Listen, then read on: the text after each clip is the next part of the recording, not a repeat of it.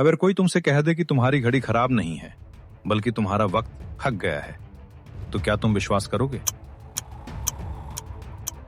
बनारस की एक तंग गली में, जहां धूप भी पुरानी ईंटों से टकराकर अपनी रफ्तार भूल जाती थी, वहां एक छोटी सी दुकान थी। नाम था रहीम टाइम कीपर्स। दुकान के बाहर कोई बड़ा बोर्ड नहीं था, बस अंदर से आती सैकड़ों घड़ियों की मिलीजुली आवाज। ऐसी आवाज जो चलते इंसान को भी कुछ पल ठहरने पर मजबूर कर दे। इस दुकान के मालिक थे रहीम चाचा, लगभग 70 साल के। एक आंख पर मोटा आवर्धक लेंस लगा रहता था, जिससे उनकी एक आंख बड़ी और दूसरी सामान्य दिखाई देती थी। लोग कहते थे, रहीम चाचा घड़ियां नहीं सुधारते, वे वक्त को सुनते हैं। एक बरसाती शाम जब बनारस के घाट भीग चुके थे, तभी एक युवक दुकान में दाखिल हुआ। उसका नाम कबीर था। महंगा सूट, महंगी स्विस घड़ी, लेकिन चेहरे पर सुकून नहीं, सिर्फ जल्दबाजी। उसने अपनी घड़ी कलाई से उतारी और लकड़ी के काउंटर पर रख दी। ये घड़ी बार बार रुक जाती है, उसने झुंझला कर कहा। मैं इसे शहर के बड़े बड़े शोरूम में दिखा चुका हूं। सब कहते हैं मशीन ठीक है, पर मेरे पास वक्त बहुत कम है बाबा। क्या आप इसे ठीक कर सकते हैं? रहीम चाचा ने कबीर को नहीं देखा, उन्होंने घड़ी को देखा। उन्होंने घड़ी को कान के पास लगाया, आंखें बंद कर ली। दुकान में सन्नाटा छा गया। सिर्फ दीवार पर टंगी एक पुरानी पेंडुलम घड़ी की आवाज गूंज रही थी। फिर रहीम चाचा बोले, घड़ी खराब नहीं है बेटा, ये बस थक गई है। कबीर चौंक गया। थक गई है? ये मशीन है बाबा, इंसान नहीं। रहीम चाचा हल्की मुस्कान के साथ बोले, मशीनें भी अपने मालिक की धड़कन के साथ चलती हैं। तुम बहुत तेज भाग रहे हो, तुम्हारी सांसें, तुम्हारी धड़कनें सब एक दौड़ में है। ये घड़ी रुकना चाहती है, पर तुम इसे घसीट रहे हो। कबीर को लगा ये बूढ़ा आदमी पागल है। वो घड़ी उठाने ही वाला था, तभी रहीम चाचा ने उसका हाथ पकड़ लिया। उनका स्पर्श ठंडा था, लेकिन सुकून देने वाला। इसे आज यहीं छोड़ जाओ, रहीम चाचा बोले।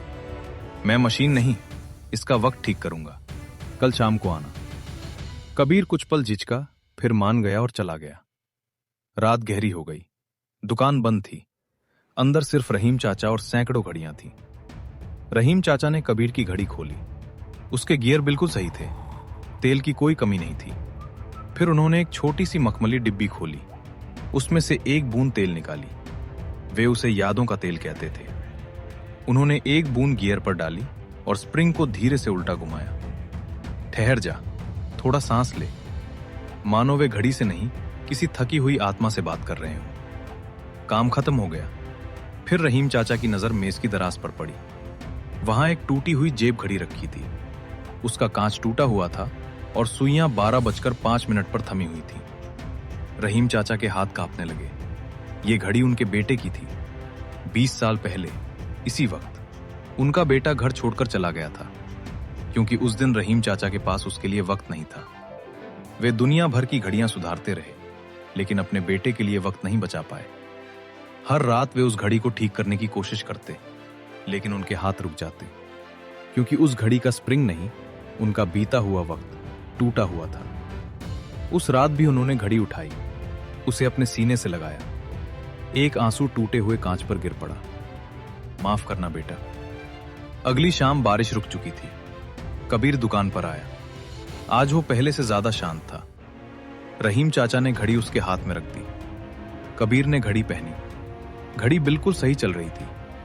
आपने क्या किया? कबीर ने पूछा। रहीम चाचा बोले, मैंने कुछ नहीं किया, बस इसे यह समझा दिया कि दौड़ना जरूरी है, लेकिन कभी कभी रुकना उससे भी ज्यादा जरूरी होता है। कबीर कुछ पल चुप रहा, फिर उसने पैसे निकालने चाहे। रहीम चाचा ने मना कर दिया। इसकी कीमत तुम चुका चुके हो बेटा। तुमने मुझे ये याद दिला दिया कि जो वक्त हाथ में है वही सुधारा जा सकता है। कबीर ने रहीम चाचा के पैर छुए और दुकान से बाहर चला गया। रहीम चाचा उसे जाते हुए देखते रहे। फिर उन्होंने दुकान की एक बड़ी घड़ी में चाबी भरी। टिक टॉक, वक्त आगे बढ़ रहा था। आज पहली बार रहीम चाचा ने अपनी दराज बंद कर दी। अब वे सिर्फ उन घड़ियों को संवारेंगे जो अभी चल रही हैं।